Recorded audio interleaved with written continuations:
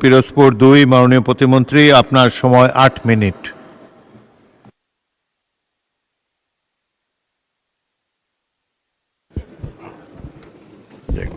বিসমিল্লাহির রহমানির রহিম। মাননীয় স্পিকার, আপনাকে ধন্যবাদ। আমি গভীর শ্রদ্ধার সঙ্গে স্মরণ করছি স্বাধীনতা ঘোষক, বহুদলীয় গণতন্ত্রের প্রবর্তক, আধুনিক বাংলাদেশের স্বপ্নদ্রষ্টা শহীদ রাষ্ট্রপতি জিয়া রহমানকে। আমি আরও গভীর শ্রদ্ধার সঙ্গে স্মরণ করছি গণতন্ত্রের আপসীন কণ্ঠ দেশনেত্রী বেগম খালেদা জিয়াকে। আমি তাদের আত্মার মাগফিরাত কামনা করছি। এই সংসদে নতুন দিনের নতুন স্বপ্ন, নতুন প্রত্যয় এবং বাংলাদেশকে বিশ্ব দরবারে মাথা উঁচু করে দাঁড় করানোর অঙ্গীকার নিয়ে মাননীয় প্রধানমন্ত্রী জনাব তারেক রহমানের নেতৃত্বে গণতান্ত্রিক সরকারের মাননীয় অর্থমন্ত্রী আমির খসরু মাহমুদ চৌধুরী 2026-27 অর্থবৎসরের প্রস্তাবিত বাজেট উপস্থাপন করেছেন। আমি মনে করি এ বাজেট শুধু আয় ব্যয়ের হিসাব নয়, এই বাজেট হলো বাংলাদেশের অর্থনীতিকে স্থবিরতা থেকে গতিশীলতায়, হতাশা থেকে আশায়, বিশৃঙ্খলা থেকে শৃঙ্খলায় এবং বৈষম্য থেকে অন্তর্ভুক্তির পথে নেয়ার একটি রূপরেখা। মাননীয় স্পিকার, আমি সরকারি দলের একজন সংসদ সদস্য। আমি আমার সরকারের বাজেটের পক্ষে কথা বলবো, এটাই স্বাভাবিক। কিন্তু আমি আজ দলীয় আবেগ দিয়ে নয়, সাধারণ মানুষের জীবন দিয়ে এই বাজেটকে বিচার করতে চাই।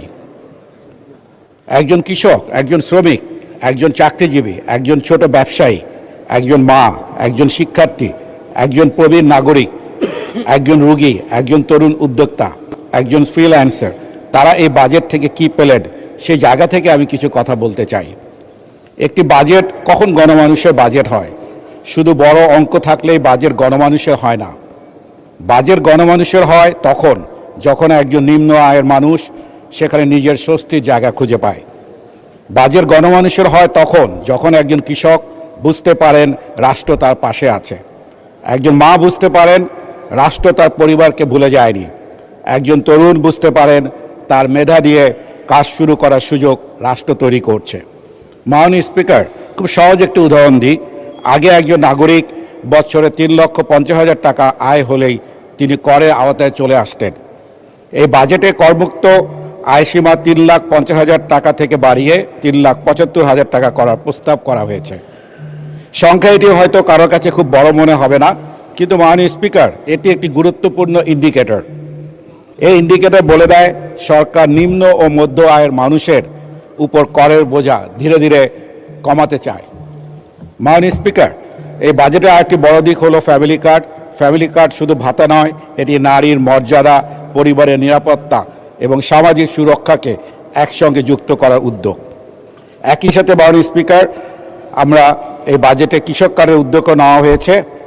মাননীয় স্পিকার, শিক্ষা ও স্বাস্থ্য খাতে বরাদ্দ বৃদ্ধি এই বাজেটের একটি বড় শক্তি।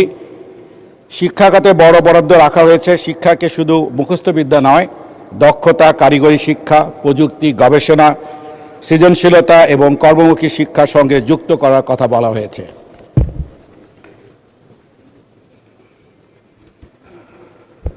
মাননীয় স্পিকার, আমি মাননীয় শিক্ষামন্ত্রী ও মাননীয় স্বাস্থ্যমন্ত্রীর দৃষ্টি আকর্ষণ করে বলতে চাই যে দেশের অনেক শিক্ষা প্রতিষ্ঠান ও হাসপাতালে শিক্ষক, ডাক্তার ও নার্সের বড়ই অভাব।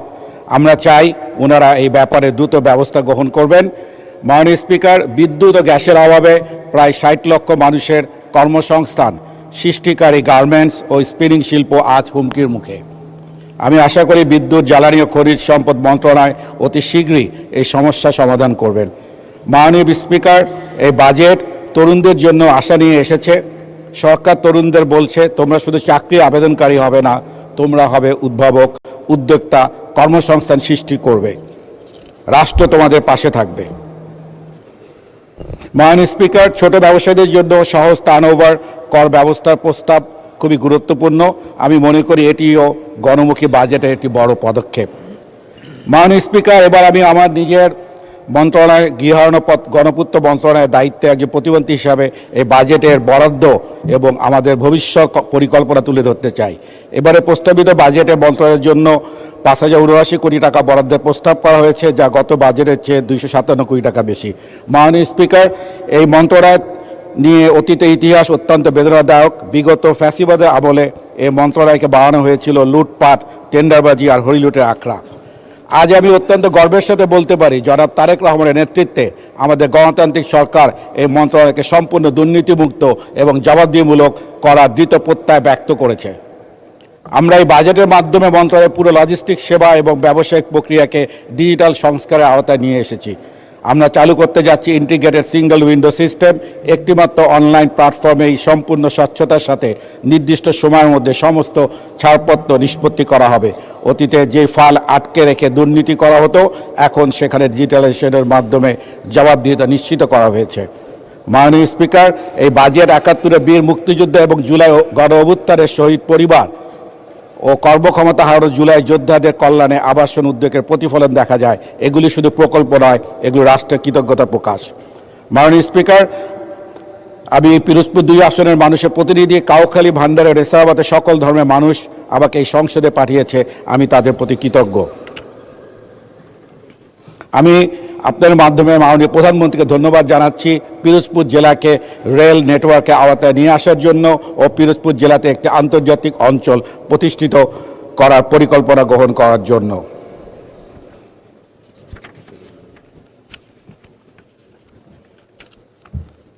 মাননীয় স্পিকার, এই বাজেটকে আমি দেশের সেরা বাজেট বলছি, শুধু আকারে কারণে নয়।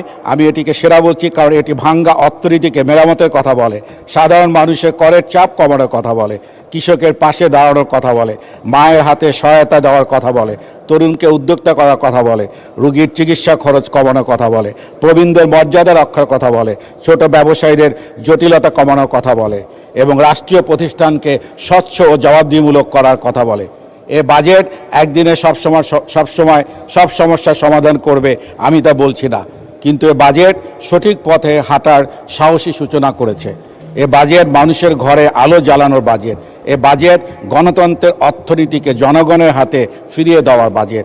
এ বাজেট বাংলাদেশের স্থবির অর্থনীতির চাকায় নতুন শক্তি দেওয়ার বাজেট। আমি এই ঐতিহাসিক, মানবিক, অন্তর্ভুক্তিমূলক ও গণমুখী বাজেটের জন্য মাননীয় প্রধানমন্ত্রী জনাব তারেক রহমান এবং মাননীয় অর্থমন্ত্রী জনাব আমির খসরু মাহমুদ চৌধুরীকে আন্তরিক ধন্যবাদ জানাই। আমি বিশ্বাস করি স্বচ্ছ বাস্তবায়ন, কঠোর জবাবদিহি এবং জনগণের অংশগ্রহণ নিশ্চিত করতে পারলে এই বাজেট বাংলাদেশের অর্থনীতিকে নতুন উচ্চতা নিয়ে যাবে।